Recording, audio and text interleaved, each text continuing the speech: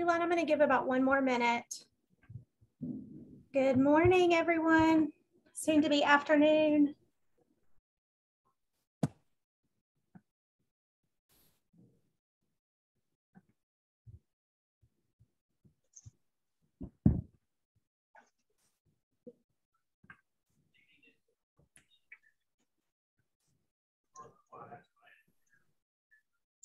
Hello, everyone. Hi there. How are you? Good. I hope you are as well. Yes, I am. Thank you. Goodness, they're just coming and coming, trying to let everybody in. I love that. I love to see all the faces today. Good participation. That's right. We love to see that.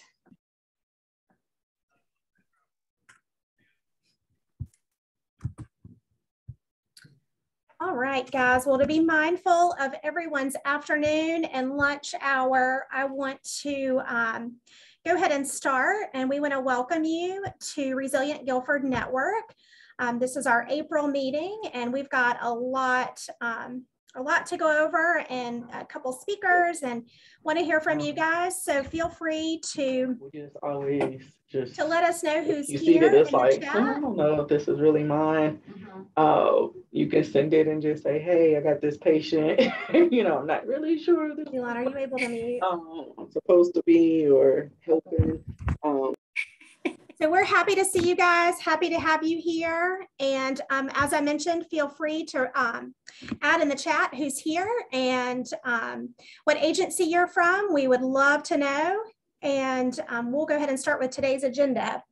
So I'm going to start off our meeting with a resiliency pause just to get our minds and our hearts and our heads in the right place to be present. And so here we go. I was going to go through that agenda, but no worries. We will go ahead and start. Oh, thanks, Leland. All right. So as most of you know, April is Child Abuse Prevention Month.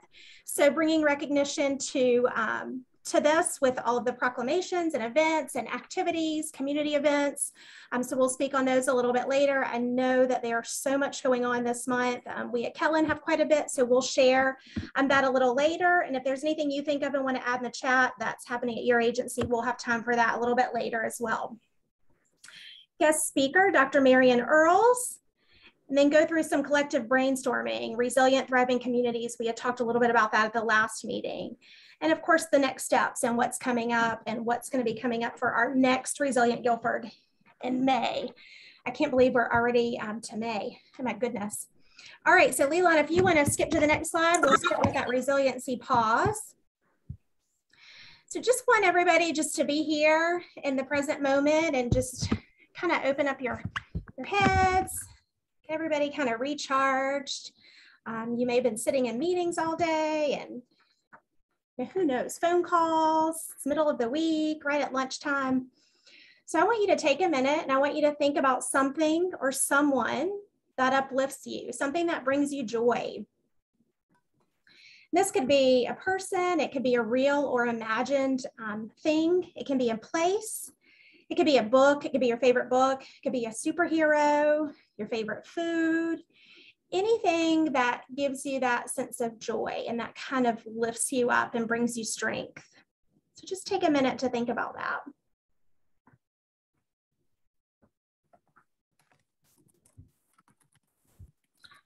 As you're thinking of that resource and that something or someone that uplifts you, notice the sensations in your body. Maybe that resource brings a smile to your face. Maybe it creates a little more relaxed feeling in your muscles, in your shoulders. Could make your breathing a little slower. Make you feel a little warm. So just sit with those feelings and notice. And at any time, if you're feeling uneasy, just go back to that resource and that thing or person that brings you joy.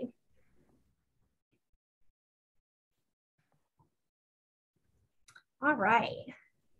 So just remember, this comes from the CRIM model, and it's something that you can use at any time when you're feeling rushed or feeling, that anxious feeling or maybe a little worked up. So just take a minute to reset. And we all need that throughout the day. So just remember that resource, and you can have many. I mean, I have so many. I have a picture on my desk of my kids. I have one on my phone.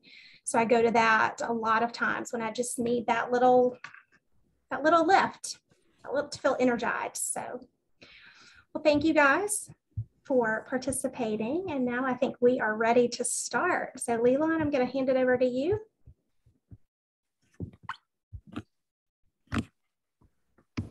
All right. Good morning, everyone. Almost afternoon. Thanks for joining us today.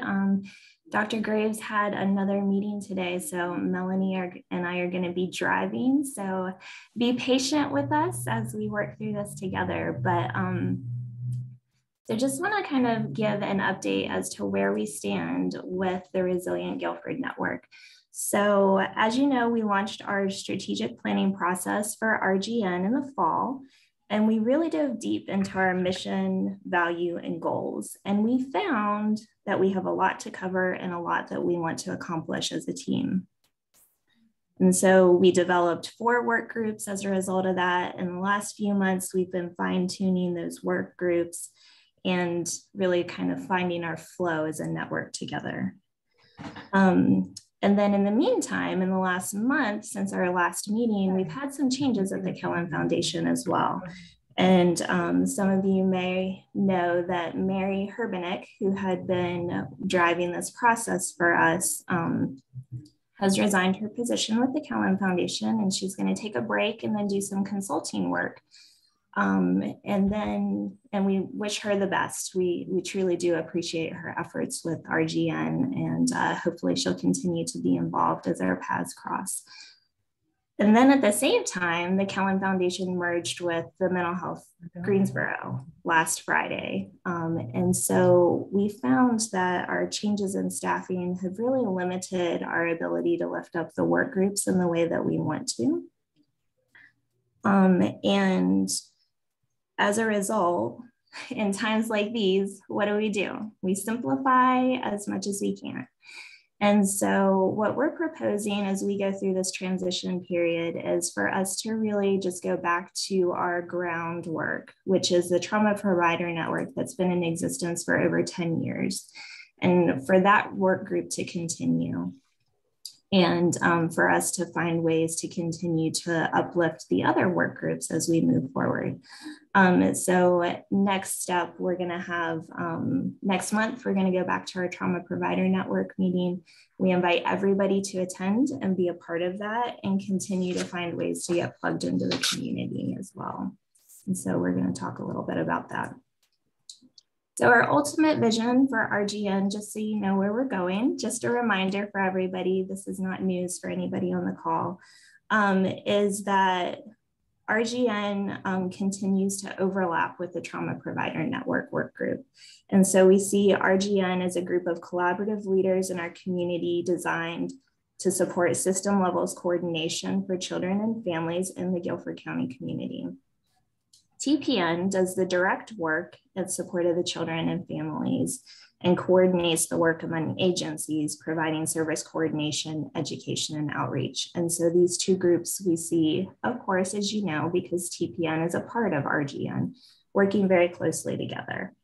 And so in the meantime, as I mentioned, we encourage you to attend our TPN work group meetings ongoing, which will be the first Wednesday of the month from 12 to 1. And we encourage you to find ways to get involved in the community. And we're going to talk about some of those ways going forward today. But for example, if you're interested in advocacy and policy, then we encourage you to get involved with Guilford Can and see what they're doing. We're going to hear from Ebony here in a little while to tell us about that. And so the moral of the story, keep getting involved, hang in there with us, and we're going to continue these efforts together. All right, so specifically this month, April is Child Abuse Prevention Month. And we believe that together we can prevent child abuse, and we have some wonderful community leaders and members here today to share with you ways that you can plug in to do this. In 2020, there were 22,400 child abuse victims in North Carolina. And we believe that was 22,400 too many. And so I look forward to hearing ways for us to all connect together and to help these children and families. So to get us started, there's a number of local proclamations happening this month to declare our cities and counties' commitment to preventing child abuse locally. The Greensboro City Council met last night and declared their commitment. Guilford County Board of Commissioners will be sharing their proclamation on April 7th, and High Point will be doing the same on April 16th. At this time, I believe we have on the call Council Member Mr. Cyril Jefferson. Mr. Jefferson, if you'd like to take yourself off mute and let us know what's happening in High Point. Absolutely. Thank you for that, Ms. Wingfield. And it's great to see everyone here on today's call. The work that this group does, the work done by the Kellin Foundation, by Resilient Guilford Network, the Trauma Provider Network, it's all work that's incredibly important, not just during the month in which we have awareness around child abuse prevention, but really 365. I serve on High Point City Council, and as a public official here in the city, we're an international city. And we have the privilege of serving and living amongst families from all over the world. And we know that in order to build strong communities and to build the communities of our futures, it's so important that we protect our children. And that's not something that can be done in silos. It's not something that can be done just by one person. So this network, bringing together so many advocates, so many champions such as you all here, is incredible work. In the city of High Point, the proclamation that we'll be doing will actually be on April 18th. I apologize that the date there is a little off. Our meeting will be on that Monday, the third Monday of the month. And so we'll do a proclamation for this month, but we'll also do a proclamation in May as well for children's mental health awareness. So we invite you all to join us for that meeting, and also invite you to stay in touch if you ever have questions about anything going on in the city. In addition to the work I do as a public servant, I'm also principal here at Change Often Social Innovation Firm, and the work that we've been able to do around resilience and being able to train folks in the community resiliency model. I believe that was mentioned earlier when we opened up with the resiliency pause. Our team actually just did a training last week for Resilience High Point, who Dr. Patrick Harmon I know is on today, and he'll give some words. But we've been thrilled to be a partner in this work, not just in High Point, but throughout the county and throughout the state, working with a number of organizations and with our local school systems. And in terms of child abuse prevention, we're also proud to be partnering with Montlou Elementary School this month to do a child abuse prevention awareness programming. Unfortunately, last summer, one of their students left us way too soon as a result of child abuse. And it was actually domestic child abuse within his own home. A very, very sad case that broke the hearts of everyone involved. And the importance of it immediately resonated with our team. And so we actually chose to take it on pro bono to work with the school and work with other organizations such as Family Justice Center and communities and schools to pull it off. We're doing a buddy bench to memorialize the memory of the young person, but also to spread awareness just around this incredibly important topic, one that we honestly cannot talk about enough. So I want to say to everyone here on this call, in whatever capacity that you serve, my hope, my wish, my prayer, my desire is that you do not stop. For there is not enough work in this area to be done. And simply put, we must all remain committed to this mission until we are sure that every child is safe within their homes and safe within their communities. So thank you so much for having me here, and hope you all have a great event.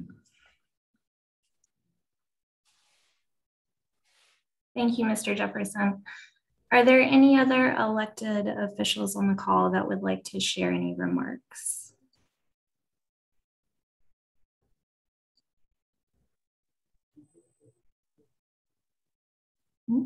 Okay.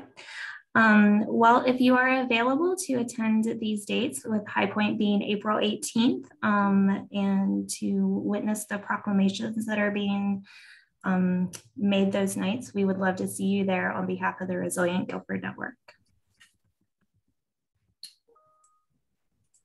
All right, so there are some other ways to get involved as well. And I believe we have Ms. Deborah Mack on the call from the Guilford County Behavioral Health Center to share some information. Ms. Mack, are you there? Yes, can you hear me? Yes, thank you. It's great to see you. Good. Good afternoon, midday, everybody. It's a pleasure to be here. This is my first meeting in a while. I used to attend these meetings when I was in the inpatient setting, so it's good to be back, and I'm amazed at the number of people that we have on the call, so this is really good. So this is a new position for Guilford County, so I'm the new Director for Behavioral Health Services for the county. So a big position, big footprint to make. So I work out of the new Guilford County Behavioral Health Center. So we're located on 3rd Street in Greensboro. And we have crisis walk-in services, and we also have, urgent medical services for people just to walk in that find themselves in a mental health crisis. So the goal here is to try to be a one-stop shop to help people get to where they need to go. So when someone walks in the front door, they're greeted by registration staff and a counselor, and we will work with them and do an assessment to see if they are urgent or emergent or routine. And also in the same building, we have outpatient services and we have a peer support living room. So trying to provide a place for people to come and get the services that they need when they're in crisis. We also have 24-hour observation beds. So if we just need to kind of observe someone for a little while, we can do that. There's medication management here in the building. We can do that. And if a person coming in does not have, not already hooked up to outpatient services, we have outpatient services upstairs in this building. So the building is owned by the county, but the services are provided by Cone Health. So the goal is for this collaboration is to really decrease some of the wait time in our emergency rooms and really give the citizens in the county somewhere to go. So just a quick snapshot of what we're doing here in this building.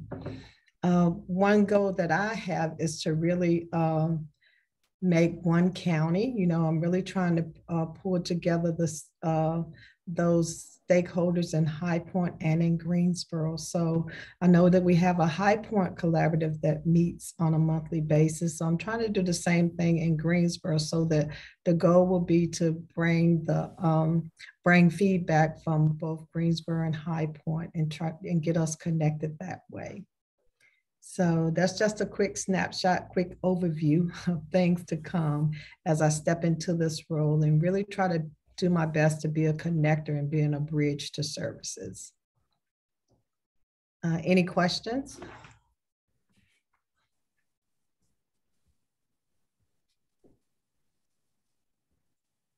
Thank you so much for that overview, and we look forward to the services at the center and the ways that we can collaborate with you on this countywide initiative.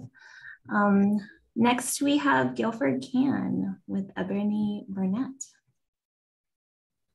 Hello, good afternoon, or wherever we are, right? So we know that with Guilford County Child Advocacy Network, we know that child care is a huge factor in child abuse prevention. When families are stressed about child care or stressed about the needs of child care, there is a greater likelihood of abuse. And so we know that child care centers are often the safe havens for children. And so right now we are partnering with, working with NC Child to support the Candle Listening Tour, and Candle stands for Care and Learning.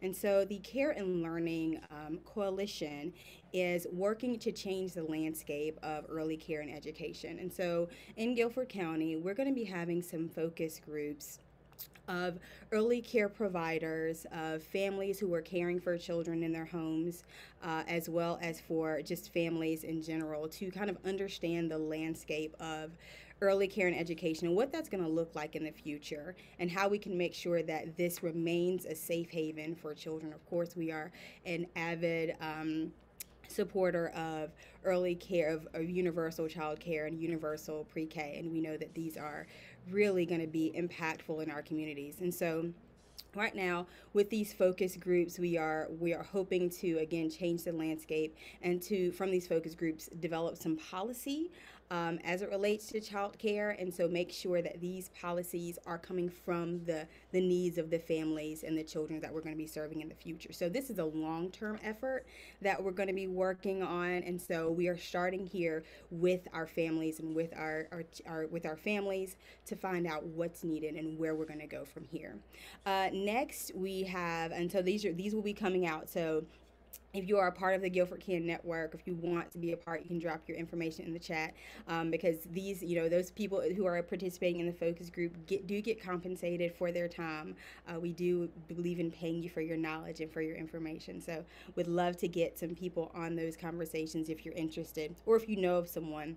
I'm going to put a plug in here. We do at the YMCA believe in healthy kids and healthy families. And so we're going to be having our Healthy Kids Day in partnership with Kellen Foundation. Kellen Foundation will be doing their Smiles for Miles run in honor of Amanda Ireland Ward, and super excited about this wonderful partnership because, again, we do believe in full healthy bodies, so healthy spirit, minds, and bodies for our children. And so we are in need of vendors. So we need lots of people to be there to share resources with families as they come through. We will have lots of fun games. We'll have Kona Ice there. There will be playground, all kinds of things for the children and families to participate in. So we'd love to have lots of you there. So I'm going to drop that vendor registration form in the chat. If you're interested, please register. It's going to be on April 30th from 10 to 1. I think I'm right. From 10 to 1. And so, okay, thank you. So it's from 10 to 1.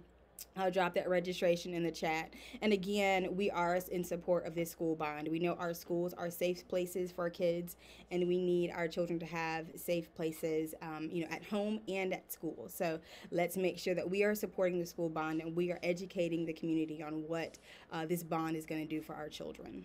And I'm going to drop this in the chat. If you have any other questions, please let me know. Awesome. Thank you, Ebony. All these exciting things. And we do hope to see you on April 30th. Melanie's going to talk a little bit more about it too. And so now we have Resilience High Point. I believe we have Dr. Patrick Harmon on the call to share with us what's happening with the Resilience High Point. Thank you so much. I appreciate the opportunity to share what's going on with Resilience High Point. We're about to celebrate our 3rd anniversary in a couple of days. Also Cyril Jefferson's birthday, FYI, if you want to wish him a happy birthday. So Resilience High Point is all about building a collaborative environment across sectors to develop supports and systems for families to thrive in High Point. And that's what we're really all about. And so Cyril mentioned the community resilience model training that they just recently done. And that's such an important thing to train people to get the skills necessary to get them back in the resilient zone. And so we'll continue to do that. And so we've been doing convenings since our start. Recently, we've done some upstream thinking convenings to get people to think about not putting a Band-Aid on something that's trying to solve the issue at the root cause. And then in May, the next one is going to be about advocacy and lobbying. A lot of nonprofit folks don't really understand what the rules are for what they can and cannot do, and they're kind of timid, which is unfortunate because a lot of the issues we're confronting are really can be significantly impacted with new policies and different policies. And so that's going to be May 4th from noon to 3. We'll get details out to everybody about that. And we've recently got our website launched, and it has a resource listing that's primarily focused on High Point, but has a short description of each service that a nonprofit organization has, so people can see if that's relevant to them. Because as we all know, there's lots of resources in our communities, but connecting people up with the resources is the difficult part. And so this website is just one tool that we're going to be doing or utilizing, and I'll pop that in the chat. And then the last thing we started a few months ago is a compassion movement. We have a compassion charter for High Point because we really want to get folks engaged in the community and try to understand their neighbor and unlearn some things they think they know about their neighbor. And really want to build a strong community that all kinds of people are coming to the table to solve our community issues. And I'll pop that in the chat too. So in addition to the charter, we have screenings of a documentary called The Antidote. It's about what people can do in their community, make positive impacts.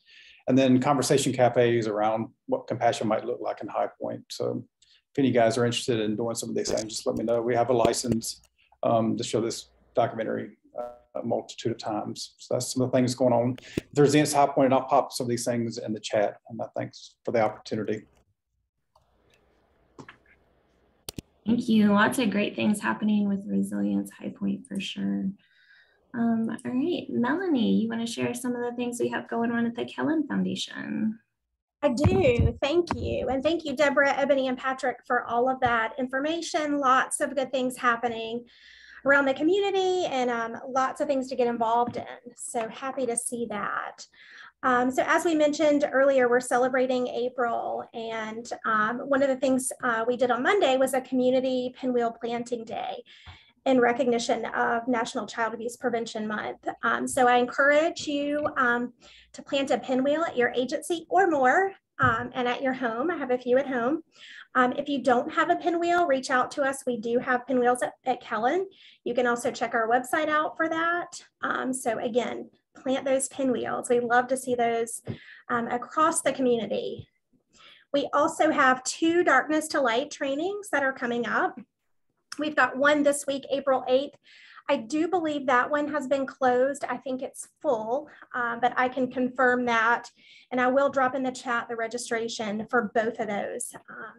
But I did get word this morning on the 8th that it was full. We have one on the 26th. So the April 8th is in person. The April 26th is going to be a virtual. So again, I'll drop both of those in the chat. So we'd love to have you if you're available for the Darkness to Light training. And then as Ebony mentioned, we are partnering for the Family Fun Day on April 30th. And she gave pretty much all the details, 10 to 1 at Barber Park.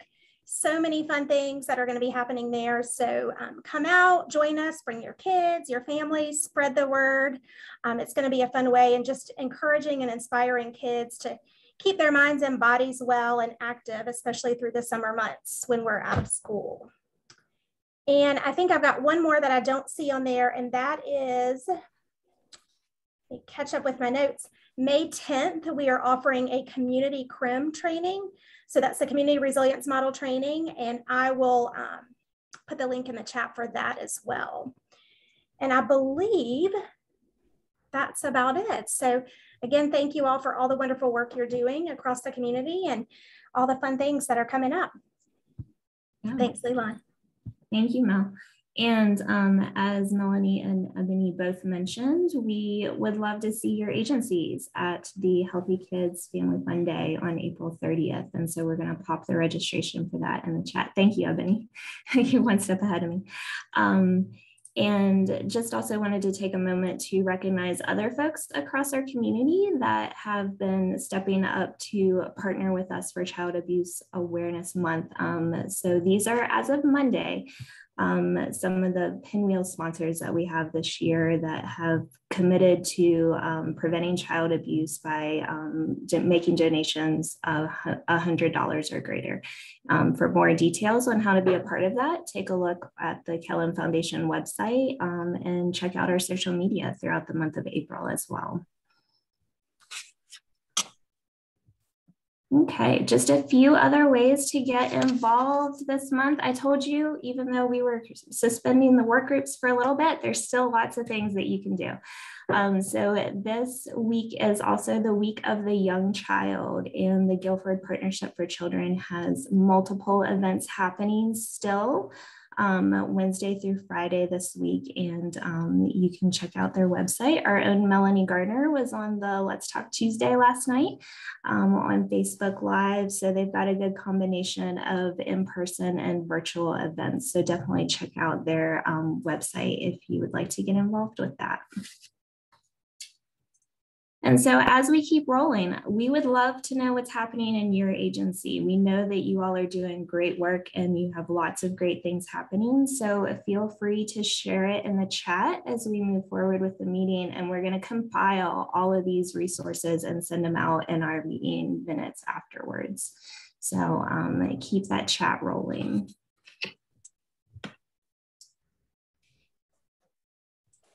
Okay, so moving on, I believe Dr. Earls is online with us. Yes, I'm here. Great to see you.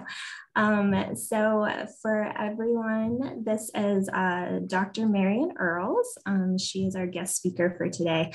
Dr. Earls is board certified in both general pediatrics and developmental and behavioral pediatrics. She is a clinical professor for pediatrics for the University of North Carolina Medical School. Her career has focused on Medicaid and EPSDT policy and quality implementation in practice. And in 2020, she established Marian F. Earls Consulting, LLC, focused on implementation of pediatric population processes and practice for early childhood development, infant and early childhood mental health competencies for pediatric practice, mental health integration in pediatric primary care, trauma-informed care, and addressing social determinants of health, and cross-sector collaboration systems approaches to support this work at the community and state level. She is a liaison for the AAP to the AACAP, which is the American Academy of Child and Adolescent Psychiatry Collaborative and Integrated Care Committee. So as you can see, Dr. Earls does a lot of work with young children and collaborative efforts. And so that is why we asked her to come and be our guest speaker for today. So Dr. Earls, I'll turn it over to you. And do you have my slides that I sent to Kelly? I do. Yep. If you just tell me to move forward, I've got them right here. That sounds great. So it's great to be here. I was actually going to be in a meeting until noon, and my meeting got canceled at the last minute last night. So I was able to listen in to what you guys are doing, and it's just very exciting sort of stuff. I do have, I am here in Guilford and spent 18 years of my life as the medical director at what was then Guilford Child Health. And we were very interested in children. We've always been interested in children's mental health. I'm also the former president of our North Carolina chapter of the AAP. And we are the chapter that started the Fostering Health North Carolina, if people are aware of that initiative to really get pediatric practices up to snuff on how we take care of kids who are in the child welfare system. So it's great to be here with lots of like-minded folks, I can tell for sure. So I thought this is going to be brief. Kelly Graves asked me that, to do something fairly brief. So I thought it would be great to talk about early relational health. People probably are hearing that term. And so I thought we could do this, and maybe do we have a few minutes to have questions or something afterwards? Great. So we can go to the next slide. Nobody here would dispute this slide. I always start with this because to remind people what we know about early brain development and that emotional development is going to occur in the context of a relationship. So that has a lot to do with what we'll talk about today. So we can go to the next slide. I really like this slide. Actually, it came from an NCTSN paper that I had looked at a couple of years ago when I started doing this work with the American Academy of Pediatrics, and really help people think about adversity and what its impact on early brain development. We know that it can affect actually how the brain physically develops, but also affects health and genetics long-term. But it isn't always going to create trauma. And I think that's the message. So if we look at the types of adversity, and this is something that we've really been looking at the ways in which children experience adversity and what those are, and how then do we intervene in the right ways to make a difference for a healthy social emotional development. So obviously everybody's heard of ACEs, adverse childhood experiences, which is a subset of childhood adversities. But then there's those adversities that include social disadvantage, homelessness, discrimination, community violence, structural racism, historical trauma. But trauma is just one possible outcome of adversity. And that's where we all fit in, right? because we know that children and families, particularly during COVID, have experienced tremendous adversity. And in the parlance of the toxic stress terminology that you're familiar with from the American Academy of Pediatrics and also from Jack Shonkoff at the Center for the Developing Child at Harvard, it occurs when the adversity is extreme. So all of us and children, our children as well, experience certain levels of stress. But when it's extreme and long lasting and severe, without the buffer of a caring adult, that's toxic stress. We can go to the next slide. So if we're talking about healthy social emotional development, there's really a variety of influences on that for kids, right? So there's social drivers of health, the things we just mentioned. There's caregiver mental health. So a big effort that we've been making at the American Academy of Pediatrics is to train people who are seeing young infants to do screening for caregiver mental health in order to better serve that young child. And then, of course, there's the child themselves and their healthy social emotional development. So we have the role in promotion and prevention and intervention for the dyad or for the family if that's needed. Okay, we can go to the next slide. So I wanted to, I'm probably preaching to folks who've already seen this literature, but I do want to point out that there's literature around positive childhood experiences, and I'm not going to go in depth with this, but the study looked at 7 items with adults, kind of similar to the ACE study, to report how often or how much as a child they had these experiences, right? So experiences that, you know, really look at nurturing and belonging and support. And we can go to the next slide. So what the study showed was that positive childhood experiences actually show a dose response with adult mental and relational health that's analogous to the effects of multiple ACEs. And that the findings suggest that they may have lifelong consequences for mental and relational health, despite of co-occurring ACEs. So really powerful information. I have the reference there for that study. So the authors suggested that assessing and proactively promoting positive childhood experiences may reduce adult mental health and relational health problems, even when ACEs are present. So really important for those of us, particularly when we're working with young children and we might be able to facilitate these kinds of experiences for kids. So next slide. So this is the, can you get it? There we go. Early relational health is the terminology that's actually the authors of the original toxic stress document out of the American Academy of Pediatrics, oh gosh, over 10 years ago now, are looking at this concept of early relational health. And it reflects the capacity to develop and sustain safe, stable, and nurturing relationships. There's a common terminology to all of us, which in turn prevent the extreme or prolonged activation of the body's stress response system, toxic stress. So it's a strengths-based approach, and it recognizes the evidence of the impact of positive childhood experiences. So I've been actually fortunate in the last year and a half to be leading a national project with the AAP in 7 states with their AAP chapters and practices in their states on really implementing an early relational health approach in practice. And it has been hugely successful, and we will probably continue that work and do it in more states, but it's all related to this strengths-based approach. So the next slide. So this is the AAP policy statement that just came out at the end of 2020. No, I'm sorry. Yes, 2020. My whole, I don't know about the rest of you, but my whole idea of when things happen has been completely skewed by the pandemic. So this endorses a paradigm shift towards relational health, recognizing that safe, stable, and nurturing relationships, it's a mouthful, not only buffer childhood adversity when it occurs, but also promote the capacities needed to be resilient in the future. And I think what's key here is this, I mean, obviously this policy statement is written for people who are providing healthcare to children. So it's vertical, and it's all about promotion, prevention, intervention.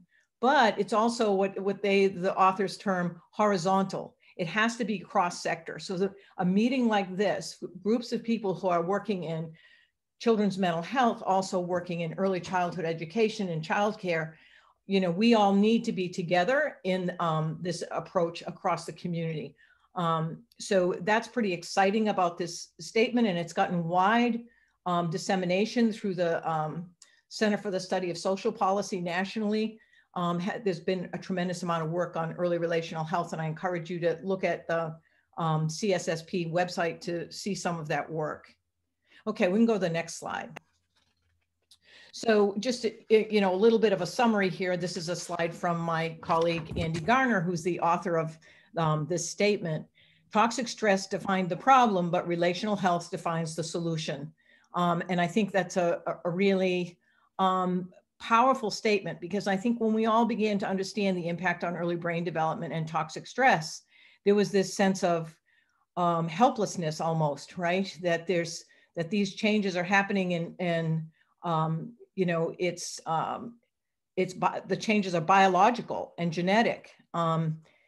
And so when you identified that, what was it that you did? And so I think the relational health piece is really recognizing the evidence around things that we can do to foster resilience.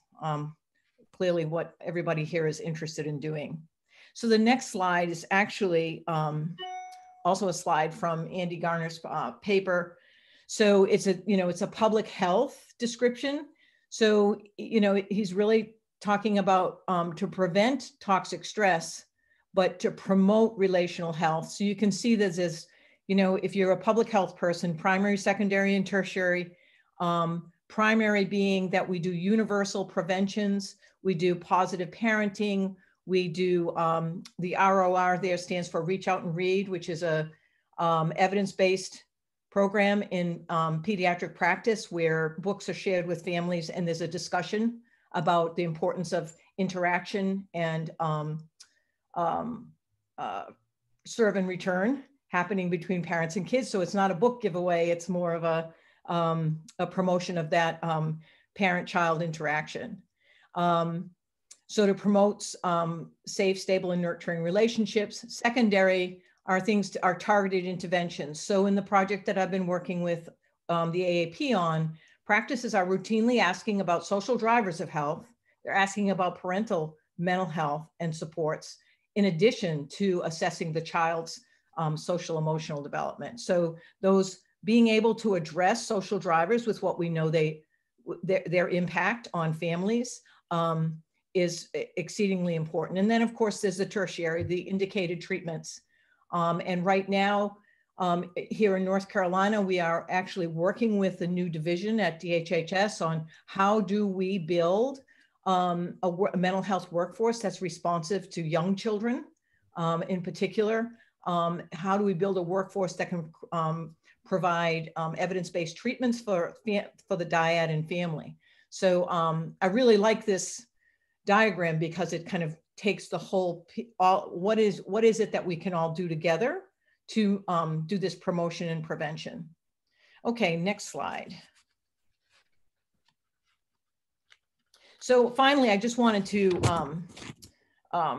give a little summary of this recent article. It's 2022. Christy Bethel, who's at the Child and Adolescent Mental Health Measurement Initiative, and the National Survey of Children's Health. If you may be aware that National Survey of Children's Health for a number of years has included questions consistent with ACEs and also consistent with how well the child can self-regulate, et cetera. So they have data that they collected over this 3-year period. So we're talking about 131,000 respondents for this paper. And they broke these categories out into, oops, slide just went away. Children and adolescents who have mental and emotional or behavioral health. Do we want to wait and see if we can get the slides back? Dr. Earls, if you can keep going, Leland's, they lost power in their home, so she's trying to hop back on. So the slides are on her computer. So if you want to just keep chatting, as soon as she gets back on, we'll get that back up. Okay, that's fine because I'm just about at the end of this. So hopefully you won't have the visual to kind of keep all of this straight. So they looked at mental, emotional, and or behavioral health problems in the child and the adolescent. They looked at what they called relational health risks. That included like multiple ACEs or poor and fair caregiver mental health. So within the, that child's experience of ACEs, the family's experience of ACEs and parental well-being. And then they looked at social health risk, which are the ones we're used to thinking of as social drivers of health: economic hardship, food insufficiency, neighborhood violence, racial discrimination. So they had those three categories: mental, emotional, and behavioral health problems, relational health risks, and then social health risks. And what was fascinating is about 70% of the kids who had the mental and emotional behavioral issues, they had significant relational health and social health risks.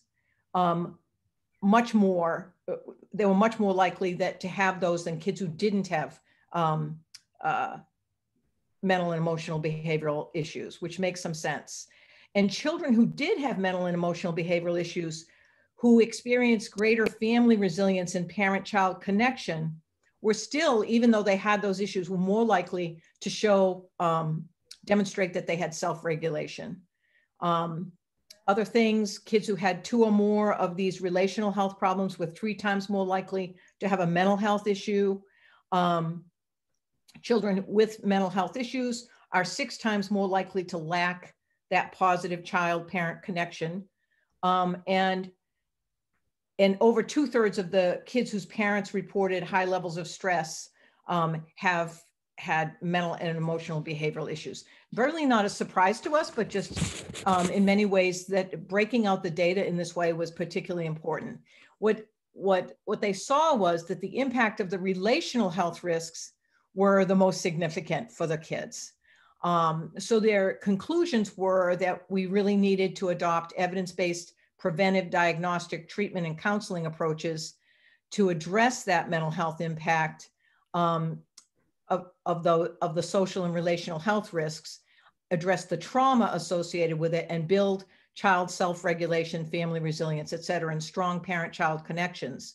But they also emphasized that there needs to be collaborative and community-based and public health strategies so that this is going cross-sector. And it's not something, I mean, these are written in health journals and so on, but it is not just the area of health and mental health that can address these sorts of things, that it's so definitely community-based. So that's all I wanted to quickly say, so that maybe if there's a few minutes for us to be able to talk about this or ask questions, that would be great. Absolutely. Thank you, Dr. Earls. That was fabulous information. Lots of good information there. So if anyone would like to take yourself off mute and ask questions, or if there's discussion that anyone wants to start, please feel free. I invite you to do that. Welcome back, Leland. That's, I've been in so many Zoom meetings and there's been lots of things that happen, but I've never had the moderator lose power. That's a first. And we ran across to get signs. They're out too. So it's our whole block. So thank you all for your flexibility and understanding.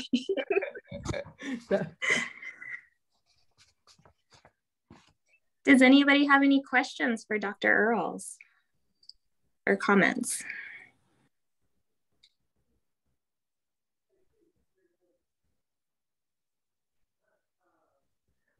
I have a comment myself about the need for this cross-sector piece. And in so much of the work that I've done in North Carolina and also with the American Academy of Pediatrics, we are really puzzled by the fact that we haven't done so well in connecting all the people who are involved in early childhood, right? So health and early education and childcare, we are often in such silos that we don't even know that we're all working on the same thing. Is that something that other people have reflected on as well? I think, meetings like this one, our state infant and early childhood mental health work group, we're trying to make sure that we have a cross sector of people who are, whoever is touching that child's life in early childhood, how do we all collaborate in this work? I don't know, that's a thing for me. People who know me know that that's something I will be so happy when we are doing that better.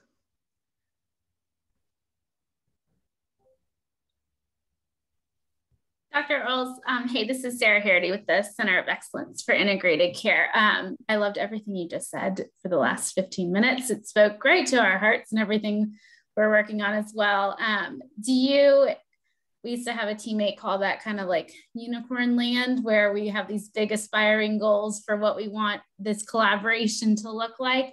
What do you feel like do you have any ideas of kind of like what that solution is, so that we can better break down these barriers and work together? Like what is the biggest challenge now for us all to be able to do that across, therapists, providers, school system, all of that? Well, if I had that answer, I think I wouldn't still be complaining about it, but. Well, sometimes we have the answer, just nobody will listen to us or make the changes we want. It just strikes me. I was faculty chair for the Early Childhood Comprehensive Systems grants. That's a HRSA grant. There were 12 states. That grant finished up in July of 2021, and so I had the great fortune of meeting all these teams of people interested in early childhood in 12 states, who were doing fantastic work. And what I heard from people in early childhood education and so on was they didn't really know how they got entree to the people in their community and their state who were giving health care to children. They didn't even necessarily know. Sorry, my dogs are barking in the background. They didn't really necessarily know how did they gain entree? How did they get those folks engaged in the initiatives and the collaboratives they were doing?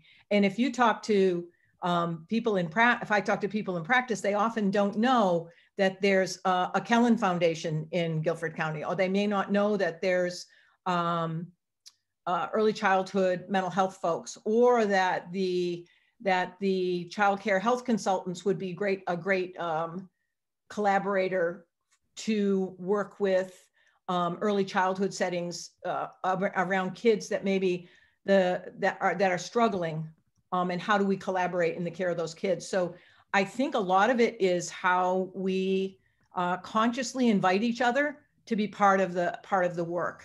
And I've seen it work. It's just slow.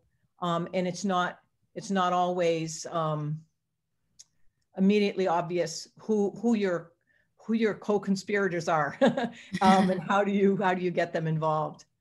If that's an answer, Sarah, that's the best I can do. I like it. Thank you. Hi, and this is Deborah Mack. The county knows that we have truly got to get some collaboration together and start pulling some people together. It is a daunting task before us, but I know we will truly get it done. So that's one of the things that the county is looking at, is a lot more collaboration with the agencies in our communities, because we don't know everything that's going on. And that's the good thing about this role, is that that's my opportunity to try to do a lot of connecting and to really see the services in the county that are provided, and try to get us together to be one voice to make a difference in the services that we have. So that is truly on our radar. The county is doing a lot of work behind that. So we're so grateful for all the agencies that we have in the community that are willing and want to see this work different. And I'll say one thing, I know that we don't have that one record for people. I think that would truly be a one place where we could get everybody's information would truly make a difference. So yeah, no, that's so right, Deborah. We are our communication with each other, our standardized communication is really, it's made difficult by that. Everybody has their own, systems of data and so on. I will say that the American Academy of Pediatrics mental health competencies for people in pediatric practice, whether you're a primary doc or a specialist, is that you should co-manage and develop a team for helping kids who have complex needs. So you should include school folks as part of your care team. If you have a child who's having learning differences, attention differences, other kinds of mental health issues, that we need to include families. If you include families in that conversation, they will help you have those conversations. So there's a big push for co-management with mental health professionals, but also with school professionals, early childhood teachers. That's the best way, in conjunction with family. And seeing the family as part of that care team, that's really been a big push at the individual child level. If we could do that on a systems level, we would be really there, I think.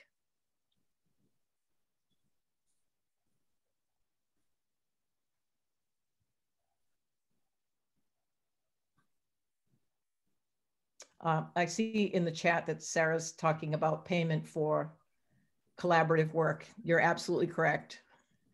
Everybody who is doing this work with children and families are going above and beyond, generally speaking, what their payment is for doing that work. I think that's true of mental health folks. I think it's true of dedicated early childhood education folks. But you're exactly right. There's not good payment for this. And very often people who are delivering services in infant and early childhood mental health, also there's a differential in how they are paid as opposed to people who are providing mental health services for adults. So yeah, all of that is very true.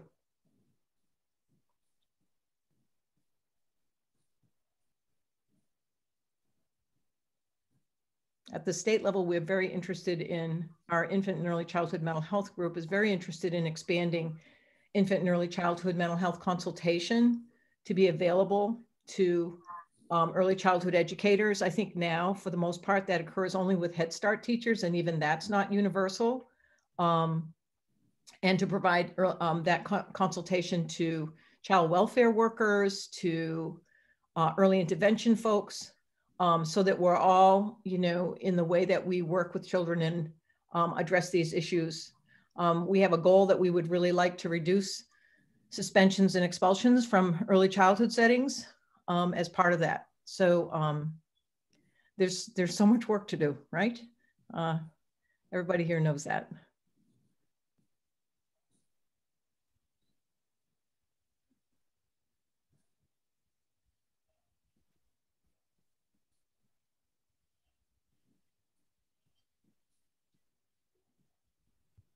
Thank you so much, Dr. Earls. We really appreciate your time and being here today and sharing all of that information. And thank you everyone for your questions and your feedback.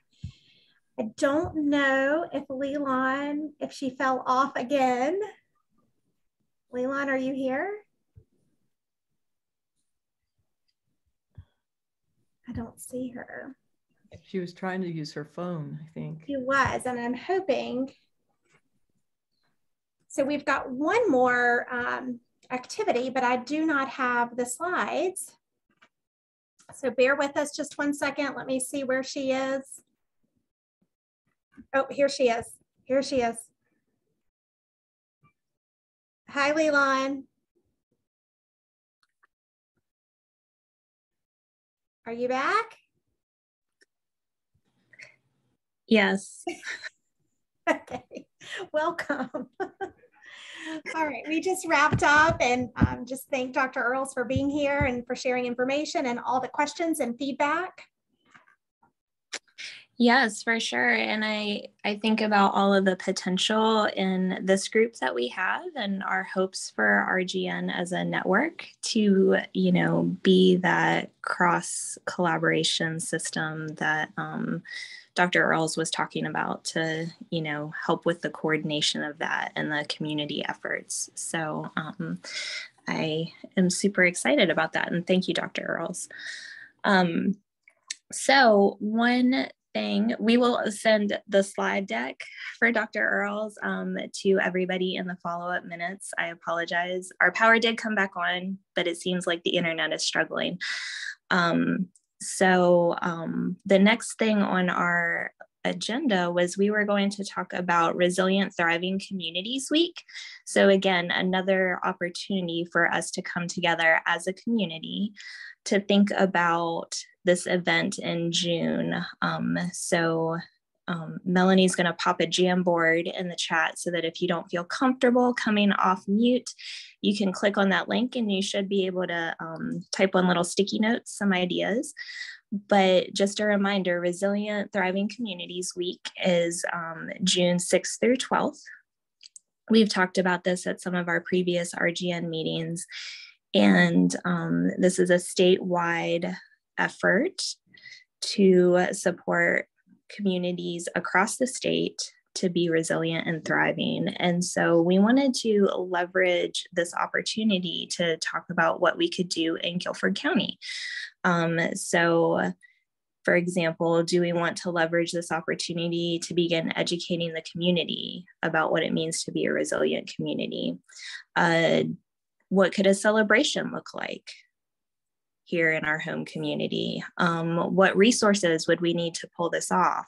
So just wanted to allow some time for us to collectively brainstorm what we could do together. So the prompt in the Jamboard, and then I'm gonna challenge everybody with now to come off mute or put it in the chat, is the dates for Resilient Thriving Communities Week is June 6th through 12th.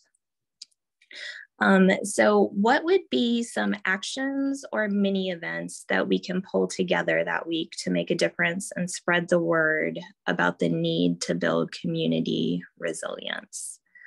So I'm going to mute and let y'all share your ideas.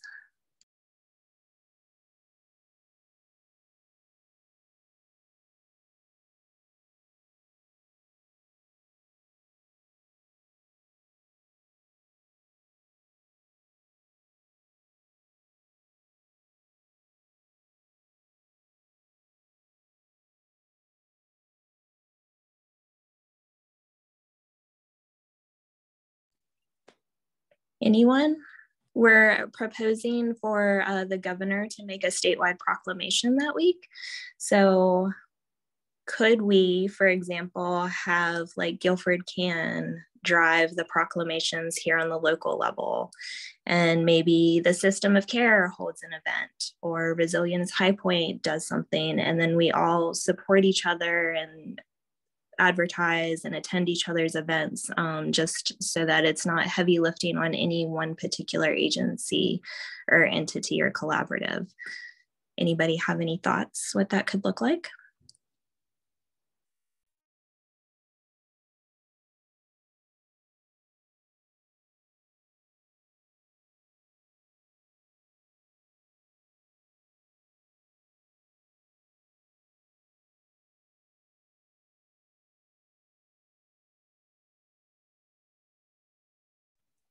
Yes, Hannah, you can put sticky notes on the Jamboard. You can also take yourself off mute and help us out with the dialogue if you have thoughts too.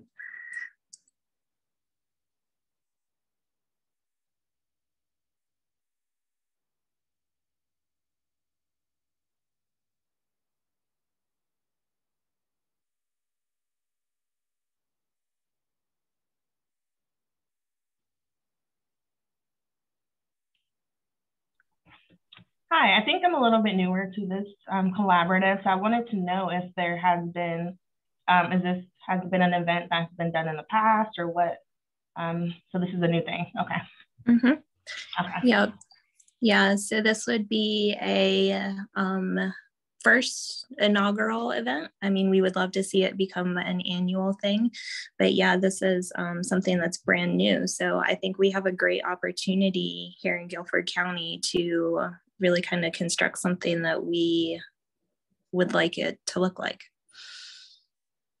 So Leland, we have a couple Post-it notes in the Jamboard. I cannot make it larger for some reason, so I'm going to do my best to read these out loud. Can you hear me okay? I can't see anyone. Yep, we can hear you, Mel. Okay. Kids art or poetry contest. What does it mean to be resilient? Social media campaign, share photos and tangible ways to promote resilience in our neighborhoods and schools.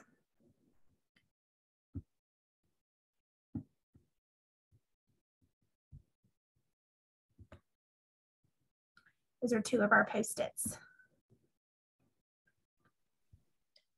Brenda said in the chat to hold a community viewing of some films. I think she mentioned resilience specifically, but I think with us, multiple agencies on the call, I think have the licensing rights to various films that we could show. So Maxine, I saw your chat, and it's the week of June 6th through 12th. So it's just agents, what can we do as various agencies that week? So it's not necessarily, it doesn't go on beyond that week. So it would be something every day or something during the week that each agency could do that we could, all participate in and collaborate on and take a part in. Hope that makes sense.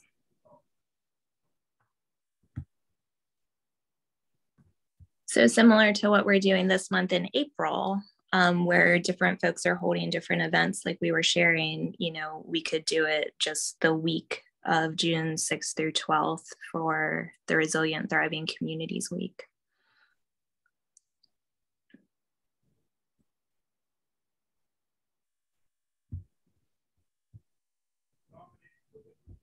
I don't see any others on Jamboard right now, Leland.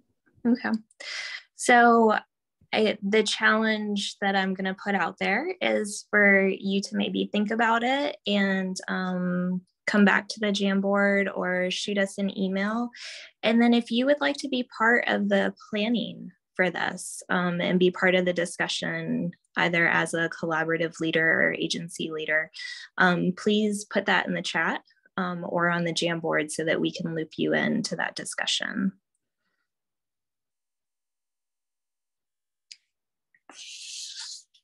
Because collectively, we can make much more of a difference than each individual agency or collaborative attempting to do it themselves.